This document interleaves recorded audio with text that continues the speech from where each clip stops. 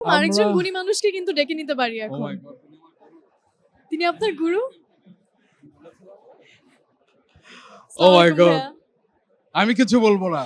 কেমন আছেন আপনি? দর্শক আপনারা আমি খুব দেখছেন, নার্ভাস আপনাকে দেখে। দর্শক এখানে আছেন একজন কবিদের ফুল, কবির বকুল। তিনি আমার কে? টুইঙ্ক। আপনার ইন্সপিরেশন, আর আপনার গুরু, আর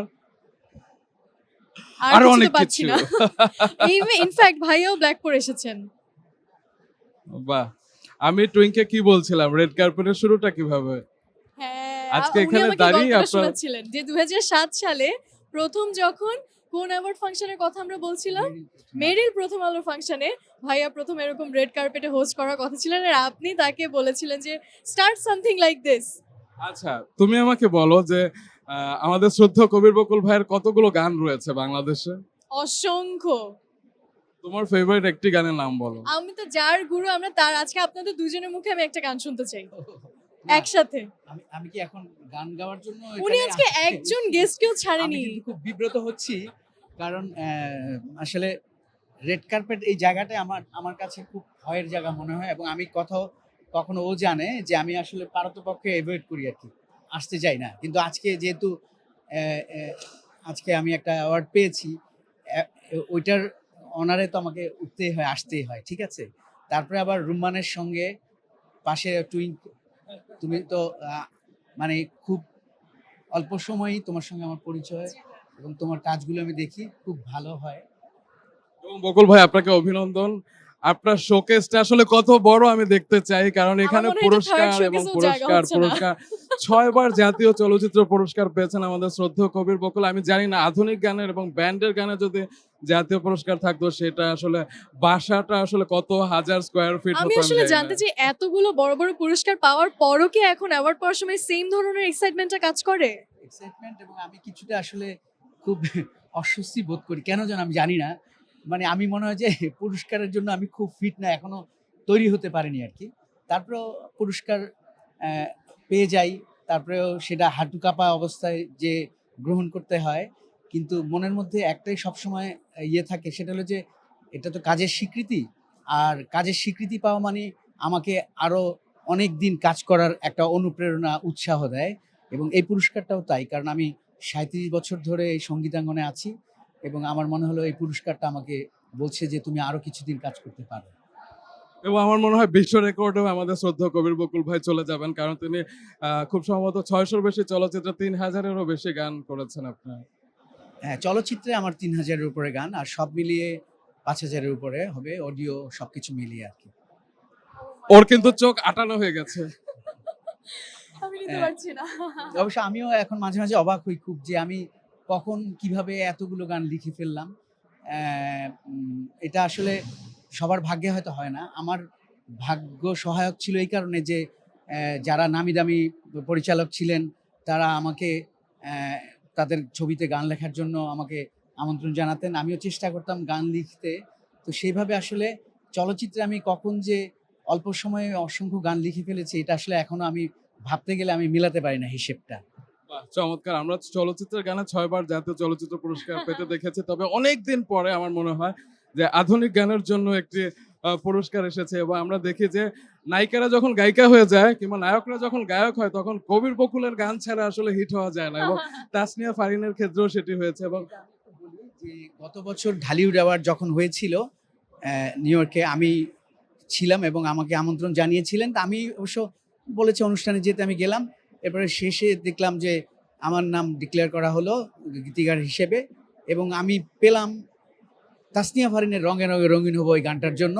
এবং বাহ। গানটা আমার পুরস্কার তুলে দিলেন তাহসান এবং তাসনিয়া ফারিন, দুজনই ছিল। তো ব্যাক টু আবার সেই তাসনিয়া ফারিনের জন্য আবার সেকেন্ড মৌলিক গান যেটা লিখলাম, সেটার জন্য এই প্রাপ্তি হলো। তো এটার জন্য আমি মনে করি যে আমি শুধু একা না, এটা এটা সুরকার, এবং আগের গানটাও রঙে রঙের দুটাই ইমরান মাহমুদুল সুর করেছিল, ফারিন। তো সব মিলিয়ে এটা আসলে সবার জন্য, এটা আমার একার জন্য নয়।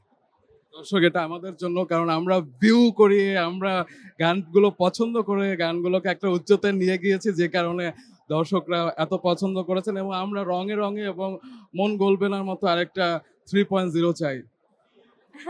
আমার তো চেষ্টা সবসময় আছে, থাকবে। কেউ যদি যদি ফরেন এরপরে আমাকে ইনভাইট করে, ডেফিনেটলি আমি লিখবো, তখন 3 পয়েন্ট হয়ে যাবে।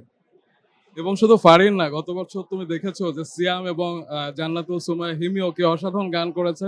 তুমিও গানের চর্চা শুরু করো। আসলে আমার মনে হচ্ছে আই শুড স্টার্ট। না, এটা আসলে তো মানে এইটা বড় ব্যাপার না, যে যে কেউ তো গান তো সবাই গাইতে পারে, কি ভালো মন্দ ব্যাপার আছে। তবে গানগুলো আমার যে 2টো গান বা 3টা গান, সেটা হিমি হোক কিংবা ফারিন হোক, তারা ভালো গেয়েছে বলেই গানটা মানুষের গ্রহণযোগ্যতা পেয়েছে। আশা করছি যে সামনেও একটা নতুন সারপ্রাইজ দিতে যাব, তো সেটা নাই বললাম। আমার আমি মনে হয় audition আসছে এর line এ ঈদে আসতে সেরকম হবে। একটা সারপ্রাইজ কোনো একটা জনপ্রিয় ম্যাগাজিন অনুষ্ঠানে সেটা একদম। আমরা পাবো। তবে আমি বললাম যে হতে পারে এরকম কোনো কিছু।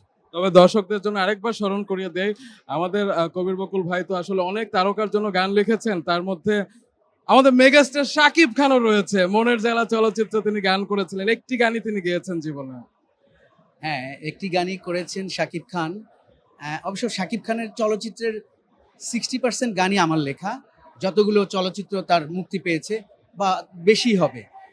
আর এই গানটাও মনের জ্বালা ছবির গানটি, এটা আলী আকরাম শুভর সুর করা গানটি। এই গানটিও এটা একটা বিশেষ গান। শাকিব খান ততদিন পর্যন্ত বা এখনো কোনো গান কোনো প্লেব্যাক করেনি। আমাদের অনেক নায়ক, অনেক নায়িকা চলচ্চিত্রে প্লেব্যাক করেছেন। তো এটাও একটা প্রযোজকের একটা ইচ্ছে ছিল যে শাকিব খানকে দিয়ে আমরা একটা গান কেন করাতে পারি না, এবং শাকিব খানও রাজি হলেন এবং গানটা আমি লিখলাম। শাকিব খান এসে গাইলেন মাইক্রোফোনের সামনে দাঁড়িয়ে, এবং গানটি শ্রোতাপ্রিয় হয়েছে। আমি মনে করি যে শাকিব খান খুব ভালো গেয়েছেন গানটা। একদম এবং গানটা ছিল আমি চোখ তুলে তাকালে। সূর্য লুকায়। গানটাকে একটু শুনি আপনার মুখে, কারণ গানের এক line শেষাংশে আমরা শুনতে আপনার পারলে কণ্ঠ খুব আমরা খুশি হতাম। শুনেছি। একদম। আমি কথাগুলো হয়তো ভুলে গেছি। আমি চোখ তুলে তাকালেই সূর্য লুকায়, হাতের ইশারাতে সাগর লুকায়, শার্টের বুতাম খুলে ভয়ে কাঁপে দাঁড়ে দাঁড়ে সবাই। নয় সে তো পাগলামি, দিন থেকে রাত আমি, নয় সে তো পাগলামি, দিন থেকে রাত আমি আমার কারিশমা দেখাই। ওয়াও। থ্যাংক ইউ বকুল ভাই, ভালো থাকবেন আপনি। Thank you so much and very তোমাদের জন্য congratulations to শুভকামনা। you. Thank you.